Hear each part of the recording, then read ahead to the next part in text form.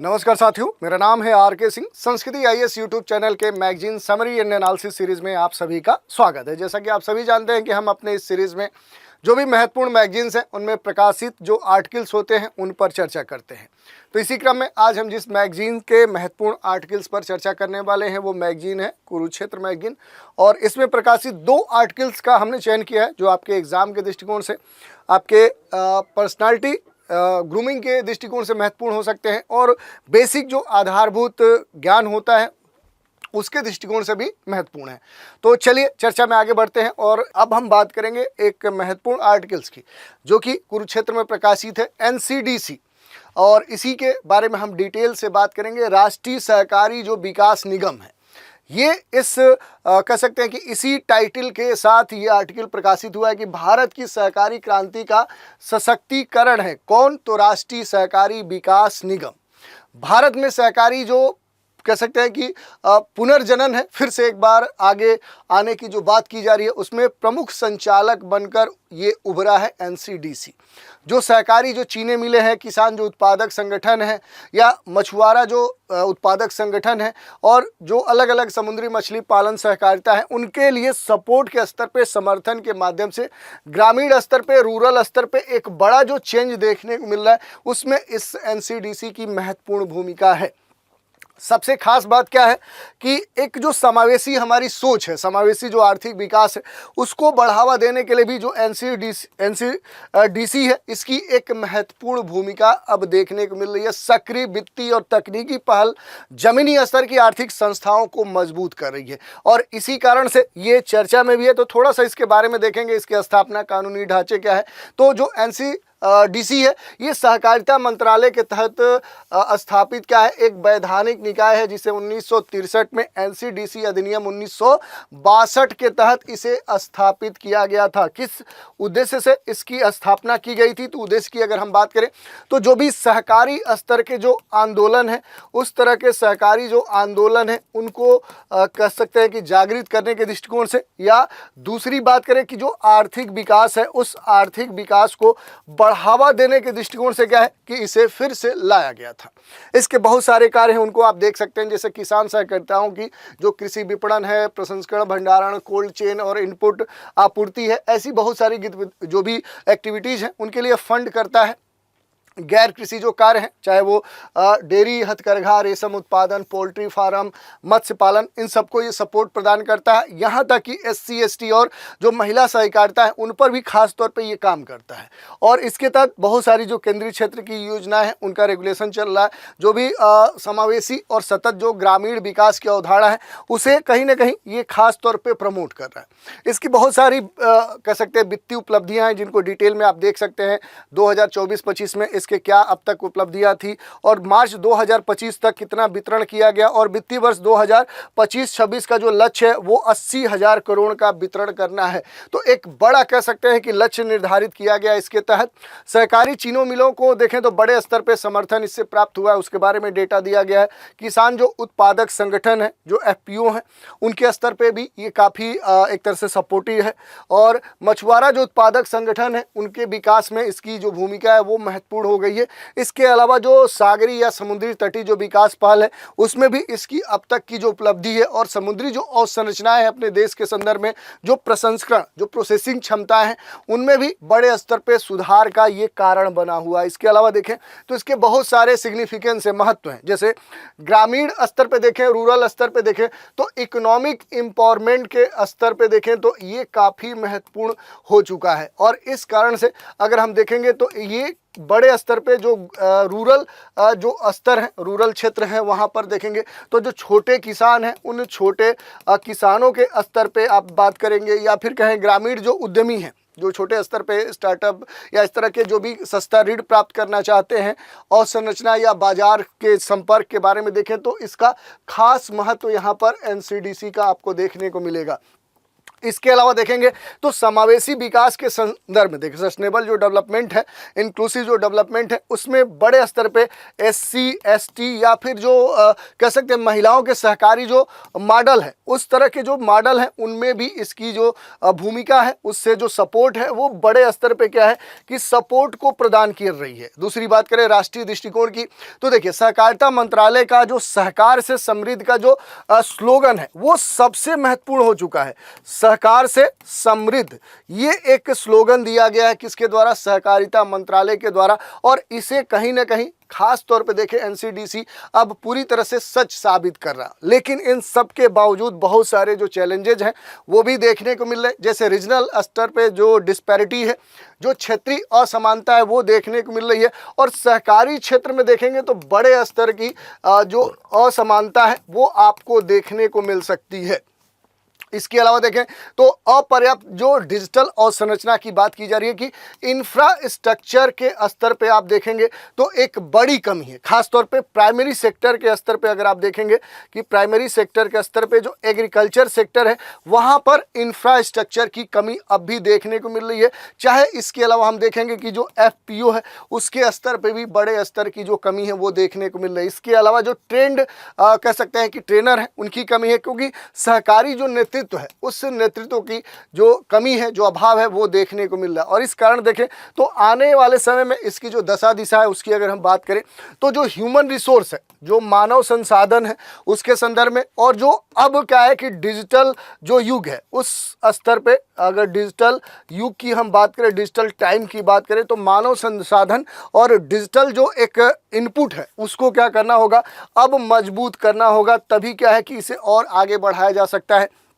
जो सामान्य सेवा केंद्र हैं उनके मॉडल हैं, उनके माध्यम से जो भी बहुउद्देशीय कह सकते हैं कि PCSC जो है उसको बढ़ावा दिया जा सकता है। जो गैर कृषि सहकारिता है उसके लिए जो भी ऋण पहुंच है उसका विस्तार किया जा सकता है। ट्रांसपेरेंसी, अकाउंटेबिलिटी और उपयोग से जुड़ी जो बातें हैं उनको सुनिश्चित किया जा सकता है। ओवरऑल हम यही कह सकते हैं कि जो NCDC है ये भारत की सहकारी जो सहकारी क्रांति है उसमें एक महत्वपूर्ण भूमिका निभा रहा है, जो ग्रामीण अर्थव्यवस्था को मजबूत करने के साथ ही जो एक समावेशी विकास की अवधारणा है उसको भी बढ़ाने में भारत की मदद कर रहा है। तो इस तरह से ये आर्टिकल बड़ा ही महत्वपूर्ण आपके लिए हो जाता है। एक और आर्टिकल है, इसको भी जल्दी जल्दी से देख लेते हैं। जैसे बहु राज्य सहकारी जो समितियां हैं इनमें जो संशोधन किया गया अधिनियम 2023 का, इस आर्टिकल के बारे में हम बात करेंगे क्योंकि ये बड़ा ही महत्वपूर्ण आपके एग्जाम के दृष्टिकोण से हो जाता है। क्योंकि सहकारी जो आंदोलन है उस आंदोलन ने भारत के ग्रामीण और कृषि विकास में महत्वपूर्ण भूमिका निभाई है।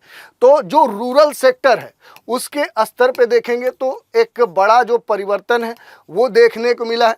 दूसरी तरफ जो एग्रीकल्चर सेक्टर है उसके स्तर पे भी क्या है कि बड़ा जो एक बदलाव है वो देखने को मिल रहा है। और इसी कारण से ये आर्टिकल प्रकाशित भी हुआ है, जो कहीं ना कहीं देखें तो इस दोनों क्षेत्रों के स्तर पे जो एक आत्मनिर्भरता है, एक सामूहिक स्तर पे कार्रवाई की बात की जा रही है, समावेशी जो विकास है उसको बढ़ावा देने की बात कही जा रही है। बहुराज्य जो सहकारी समितियां हैं उनमें सुधार की जो आवश्यकता है उसको पहचानते हुए भारत सरकार ने जो भी सहकारी क्षेत्र हैं उनमें जो गवर्नेंस है, जो शासन है, उस पर खास तौर पे काम किया है। यही नहीं, शासन ही नहीं, शासन के स्तर पे और विभिन्न स्तर पे जो ट्रांसपेरेंसी है, जो पारदर्शिता है, जो अकाउंटेबिलिटी है, जो जवाबदेहिता है, उसमें सुधार के लिए बहुराज्य सहकारी जो संशोधन अधिनियम है वो 2023 लागू किया गया। और इसी के तहत देखें तो ये महत्वपूर्ण हो जाता है। इसके बारे में आप देख सकते हैं जो भी सहकारिता मंत्रालय है इसने 6 जुलाई 2021 को स्थापित किया। सहकार से समृद्ध ये स्लोगन है और इसी के साथ नीतिगत स्तर पे, कानूनी स्तर पे प्रशासनिक एक ढांचा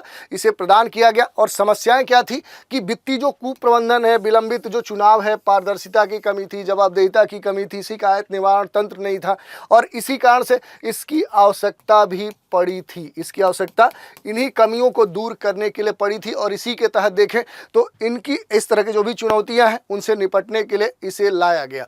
थोड़ा सा इस अधिनियम की महत्वपूर्ण जो बातें हैं उन पर थोड़ा थोड़ा हम देख लेंगे। जैसे सहकारी चुनाव जो प्राधिकरण है उसके संदर्भ में बड़े स्तर के बदलाव किए गए। शिकायत निवारण तंत्र की खास तौर पर यहाँ पर व्यवस्था की गई। इसके अलावा अगर आप देखेंगे तो वित्तीय जो पारदर्शिता है, जो जवाबदेहिता है, इसे सुनिश्चित करने के लिए पूरा प्रावधान बनाया गया। केंद्र सरकार को लेखा परीक्षा के जो मानक है, जो स्टैंडर्ड है, जो साख जमा समितियां हैं उनके उनके लिए विवेकपूर्ण तौर पे इसके लिए क्या स्टैंडर्ड मानक हो सकते हैं, वो उससे जुड़े हुए जो अधिकार हैं उनका पूरा ब्यौरा दिया गया। नैतिक जो इथिकल स्तर पे जो एक गवर्नेंस है उस पर भी काम किया गया। यही नहीं, जो सोशल इंक्लूसिव पर बात की जा रही है इसके तहत भी काम किया गया। जो डिजिटल युग है उसको और सुगम बनाने के लिए जो भी व्यवसाय सुगमता है उस पर खास तौर पे फोकस किया गया। और इसका मूल यही था कि जो भी पेशेवर नेतृत्व है, जो एक तरह से एक्सपर्ट्स हैं या इससे जुड़े हुए जो कह सकते हैं कुशल जो नेतृत्व है उसको खास तौर पे महत्व दिया जाए। इसके लिए जो भी पात्रता है, जो मानदंड है उनका यहाँ पर नियुक्ति के लिए न्यूनतम जो कह सकते हैं एलिजिबिलिटी है उसे लागू किया गया। इसके रेगुलेटरी बॉडी के स्तर पे सुपरविजन की भी बात की गई। तो ये सारे प्रयास किए गए। इस अधिनियम के अगर महत्वों की बात करें तो बहुत सारे इसके महत्व हो सकते हैं। जैसे लोकतांत्रिक शासन के संदर्भ में जो भी सहकारी चुनाव जो प्राधिकरण है उनके माध्यम से अब क्या होगा कि पूरी तरह से जो चुनाव होगा वो स्वतंत्र होगा। स्वतंत्र ही नहीं होगा, पूरी तरह से क्या होगा, वो निष्पक्ष होगा, पारदर्शी होगा, जवाबदेही वाला होगा। और सबसे बड़ी बात है कि वो टाइम पे चुनाव हो सकता है, समय पे चुनाव होगा। और जो पारदर्शिता है, जो जवाबदेहिता है, क्योंकि वास्तविक समय में क्या होगा कि रियल टाइम में यहाँ पर आपको देखने को मिलेगा जो भी डेटा होंगे, जो आंकड़े होंगे उनका क्या होगा, अकाउंटिंग होगी, उनका परीक्षण होगा, सार्वजनिक स्तर पे उसे रिलीज किया जाएगा, डिजिटल फाइलिंग होगी। ये भी एक महत्वपूर्ण बात है कि इनकी अब डिजिटल क्या की जाएगी, फाइलिंग की जाएगी। तो इस कारण से देखें तो ट्रांसपेरेंसी और अकाउंटेबिलिटी भी देखने को मिलेगा। इंक्लूसिव जो डेवलपमेंट है, चाहे वो SC ST या कह सकते हैं कि जो भी महिला आधारित जो कह सकते हैं कि ग्रामीण समुदाय है उनको क्या मिलेगा, एक तरह से एम्पावर होने में ये मदद करेगा, एम्पावरमेंट मिलेगा। चाहे वो विमेन के स्तर पे देखें या फिर रूरल स्तर पे देखें, ये सारी बातें यहाँ पर देखने को मिलेगी। और जो भी व्यवसाय होगा वो पहले से क्या होगा, सरल, सुगम और आसान होगा। यानी कि जो रजिस्ट्रेशन का टाइम था, वो रजिस्ट्रेशन का जो टाइम है वो पहले से क्या हो जाएगा, काफ़ी कम हो जाएगा। इसके अलावा जो ऑनलाइन तरीका है, जो ऑनलाइन इसमें इनपुट लिया गया, ऑनलाइन को जो जोड़ा गया, ये इसे और आसान बनाएगा। और इस कारण से जो भी शिकायत से जुड़ी समस्याएं थी उसके लिए जो भी एक लोकपाल का जो ढांचा है वो यहाँ पर क्या किया जाएगा, स्थापित किया जाएगा। तो लोकपाल का जो पूरा एक इकोसिस्टम है वो डेवलप किया जाएगा, जिससे जो भी इंफॉर्मेशन ऑफिसर होगा, जो सूचना अधिकारी होगा, वो सीधे जुड़ा होगा। और इस कारण से पॉलिसी स्तर पे ये कोलिनियर हो जाएगा। यानी कि जो सहकार से समृद्धि की बात की जा रही है, सहकारिता मंत्रालय का जो स्लोगन है वो पूरी तरह से क्या होगा कि ग्रामीण सशक्तिकरण और आर्थिक न्याय की जो अवधारणा है उसे मजबूत करेगा, यानी उसे और सपोर्ट करेगा। लेकिन इन सारी बातों के अलावा कई सारी जो चुनौतियां हैं वो भी आपको देखने को मिल सकती हैं।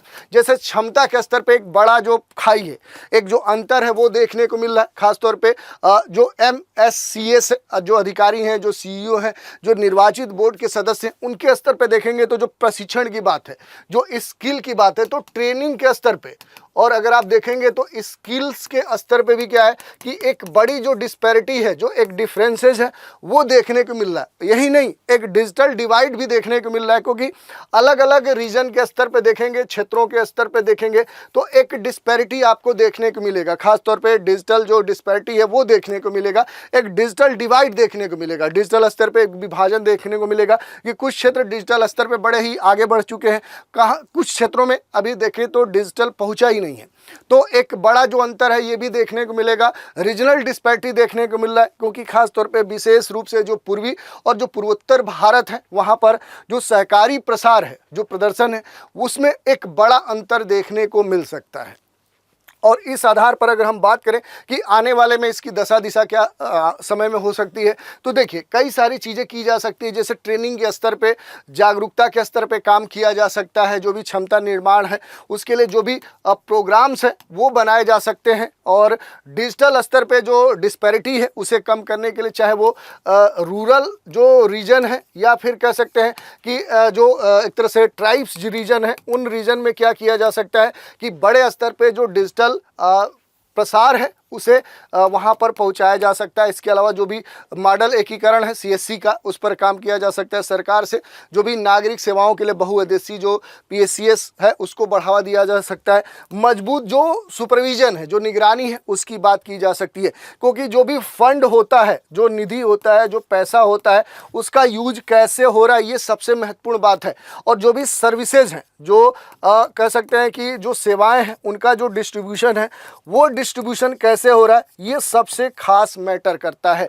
तो उस पर जो सुपरविजन है, जो निगरानी है, वो खास मायने रखती है। तो इस आधार पे हम कह सकते हैं कि बहु राज्य सहकारी जो समितियां हैं, जो उनमें संशोधन अधिनियम 2023 जो लाया गया, ये भारत में जो भी सहकारी परिदृश्य, उसमें क्या हो सकता है, एक परिवर्तनकारी, क्रांतिकारी कदम साबित हो सकता है।